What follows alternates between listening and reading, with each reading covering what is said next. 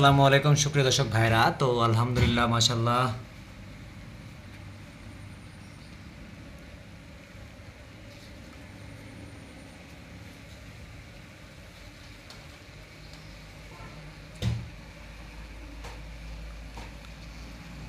প্রত্যেকটা চাকের মধ্যে কিন্তু মধু হয়ে আছে মাশাল্লাহ আলহামদুলিল্লাহ।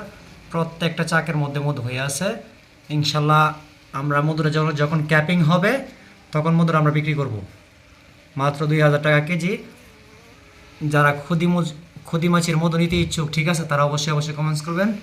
এই যে দেখেন,